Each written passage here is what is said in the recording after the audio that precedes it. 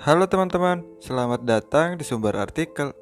Jangan lupa tekan tombol subscribe ya, dan aktifkan lonceng notifikasinya, agar apabila channel ini mengupload konten terbaru, kalian tidak akan ketinggalan. Selamat mendengarkan. Novel Bidadari Tak Bersayap episode ke-17. Kenapa nggak besok aja sih mah nikahnya? Ujarnya pada mamanya. Mendengar perkataan Jo, Salsa hanya bisa tersenyum karena dia merasa bersyukur lelaki yang diimpikannya untuk mendampingi hidupnya terwujud. Begitu juga dengan Jo, dia tidak henti-hentinya bersyukur di dalam hatinya. Alhamdulillah ya Allah, Engkau mengabulkan doaku satu malam. Ternyata Salsa adalah jodoh yang kau kirimkan untukku, gumamnya dalam hati sambil memandangi Salsa. Dia sudah tidak sabar untuk menghalalkan Salsa seutuhnya jadi miliknya, karena Jo sudah tidak sabar ingin memeluk sang pujaan hati. Jo, nggak bisa gitu dong. Kalian belum fitting baju pengantin, belum foto prewedding, dan lagi belum ngurus ini itunya, ujar Susi menjelaskan. Jo hanya tersenyum mendengar omongan Susi, sedangkan Salsa hanya diam saja.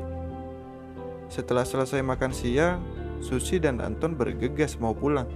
Ketika Salsa berdiri mau mengikuti Anton dan Susi, cepat dicegah oleh Jo.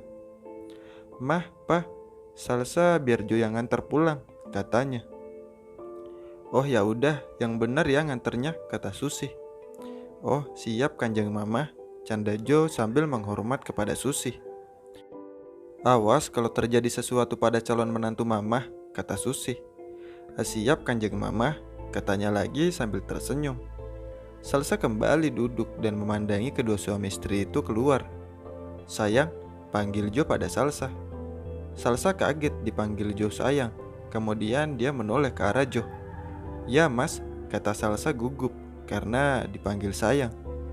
"Maaf ya Mas panggil sayang, karena nama kamu kepanjangan jadi Mas panggil sayang," kelakar Jo. Salsa hanya tersipu malu dan menganggukkan kepalanya. "Kamu bahagia nggak menikah dengan Mas?" "Insya Allah Mas, Salsa bahagia." "Terasa mimpi Mas mau nikah sama kamu. Allah sudah menjawab semua doa-doa Mas, sayang," ujarnya sambil memutar dan duduk berhadapan dengan Salsa. Salsa hanya tersenyum karena dia mau mendamaikan debaran jantungnya. "Kamu kalau tersenyum manis sekali, bikin hati Mas pindah ke hatimu," ujarnya sambil menatap Salsa. "Udah Mas, jangan menggombal, lihat nih, hari sudah mulai siang banget. Memang Mas nggak ke kantor?" ujar Salsa. "Entar aja ngantornya, Mas betah lama-lama sama bidadari Mas ini," kata Jo mencoel dagu Salsa. "Ih Mas gombal mulu. Kan ingat kata Pak Anton, belum halal," ujar Salsa menghindar kecil dari Jo. Padahal dalam hatinya dia merasa senang diperlakukan seromantis itu dari calon suami yang seminggu lagi jadi sah suaminya. "Sedikit aja sayang, kan Pak Antonnya nggak ada," kelakar Jo pada Salsa. "Iya, memang Pak Anton nggak ada, tapi yang di atas ada," kata Salsa sambil melirik dan menunjuk ke atas. Jo hanya tersenyum dengan ulah Salsa seperti itu. Jo berdiri dan berjalan menuju kasir membayar makanan yang dipesannya tadi. Setelah selesai, Jo mendekati Salsa. "Ayo sayang, kita pulang," ajak Jo pada Salsa. Salsa berdiri dan berjalan beriringan dengan Jo menuju keluar, dan Jo membukakan pintu mobilnya buat Salsa. Dan kemudian dia masuk duduk di kursi setir. Jo melajukan mobilnya, meninggalkan restoran dan menuju ke arah rumah Salsa.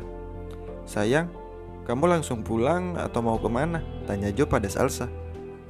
"Salsa hanya langsung pulang aja Mas. Takutnya Nita pulang nanti. Pintu masih terkunci," ujar Salsa. "Ya udah, Mas antar langsung ya," kata Jo pada Salsa. Dibalas anggukan oleh Salsa dan tersenyum. "Ya udah, Mas antar langsung ya," kata Jo pada Salsa. Dibalas anggukan oleh Salsa dan tersenyum. Melihat senyuman Salsa, Jo semakin gregetan melihat bibir mungil merah muda calon istrinya.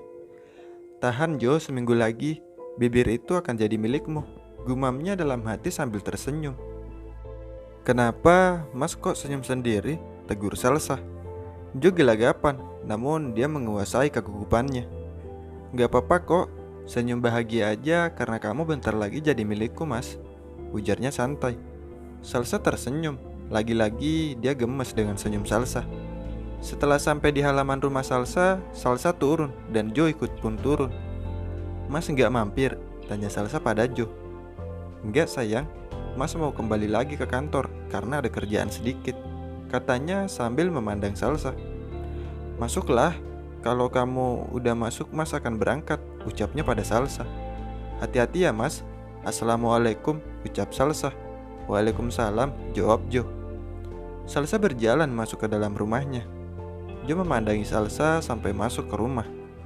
Kemudian Joe masuk ke dalam mobil dan melajukan mobilnya ke arah kantor meninggalkan rumah Salsa. Joe terus melajukan mobilnya menuju kantornya. Di dalam mobil dia tersenyum-senyum sendiri. "Salsa, akhirnya aku akan menikah denganmu sayang," ujarnya berbicara sendiri. Derby pasti gak percaya kalau calon biniku adalah Salsa, gadis yang selalu mengisi pikiranku, katanya lagi sambil tersenyum. Akhirnya mobil yang dikendarainya memasuki halaman kantor. Seperti biasa, sang security menyambut kedatangan bosnya dan mengambil ahli kendaraan bosnya. Dia berjalan menuju ke ruangannya. Di saat dia masuk ke dalam ruangannya, dia melihat Derby sedang tertidur di sofa. Joe langsung menghampirinya dan membangunkannya. "Siapa sih? Ngantuk nih," ucap Derby. "Der, kamu kerja apa tidur sih?" ujar Joe langsung menghempaskan tubuhnya ke sofa. "Ya tidurlah," ujarnya. Kemudian Derby membuka matanya dan, "Ay, kapan bos datang?" tanya Derby dengan ekspresi terkejutnya.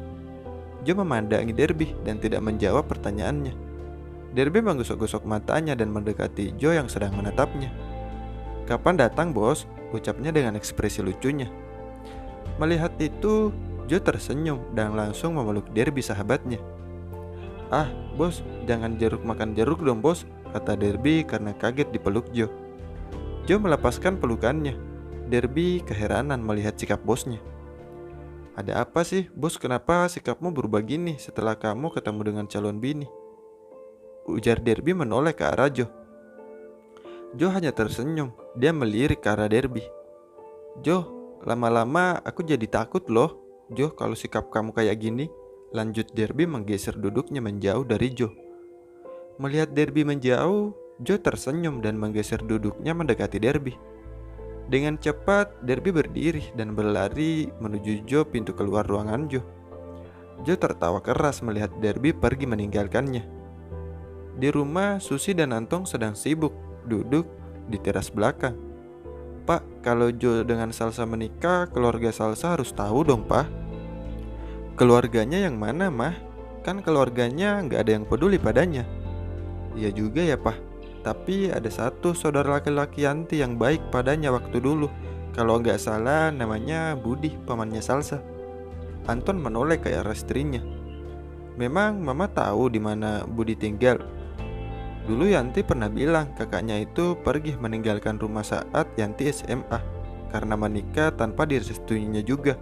Terus dia selalu memberi kabar dan mengirim uang buat Yanti tanpa sepengetahuan keluarganya. "Terus sekarang kenapa di saat Yanti meninggal dia nggak hadir sama sekali?" kata Anton pada istrinya. "Nah itu dia, Pak. Setelah Mama pindah sekolah waktu itu, Mama nggak pernah nanya lagi pada Yanti waktu itu. Kenapa Mama tahu dia ada di Surabaya? Dulu Yanti pernah bilang kalau kakaknya itu tinggal di Surabaya, bekerja di sebuah perusahaan kah? Ya udah bilang aja sama Jo kalau keluarga calon istrinya masih ada di Surabaya. Suruh dia cari tahu," ujarnya Anton. "Pak, mantap." "Iya, Pak, Mama telepon Jo dulu ya," ujarnya sambil mengambil ponselnya dan menekan nomor anaknya. Kemudian telepon berdering dari ponsel Jo. Joe mengambil ponselnya di saku celananya dan melihat ke layar ponsel. Terlihat mamahku. Joe cepat-cepat mengangkat telepon dari kanjeng mamahnya. "Assalamualaikum, Mah," ucapnya. "Waalaikumsalam." Susi terkejut mendengar anaknya mengucapkan salam. Susi lalu memandangi ponselnya sebentar. "Gak salah, anak ini ucap salam," gumamnya dalam hati. "Halo, Mah, Mama masih di situ?" tanya Joe. Iya Jo, Mama masih di sini." "Kok diam sih, Mah? Memang ada apa Mama nelpon Jo?" tanyanya lagi. "Kamu di mana, Nak?" "Jo di kantor, Mah." "Salsa sudah kamu antar pulang?"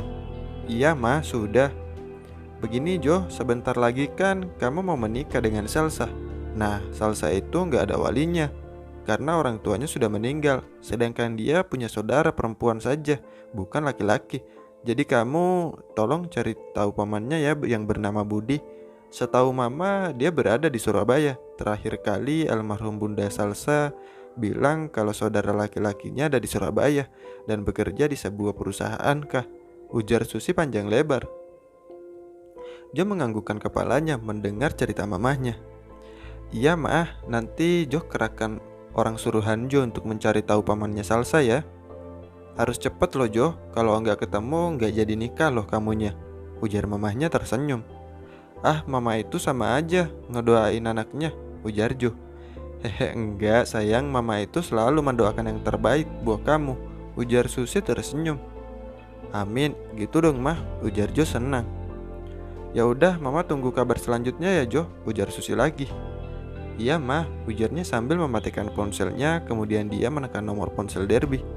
Halo Der, ya Jo, ada apa? Aku lagi di ruanganku. Bisa ke ruanganku sekarang? Ngapain? Ntar kamu ubek-ubek lagi aku. Enggak lah Der, ini ada urusan penting. Ya udah, aku datang. Bersambung. Tunggu episode selanjutnya ya. Jangan lupa tekan like dan komentarnya. Bye bye.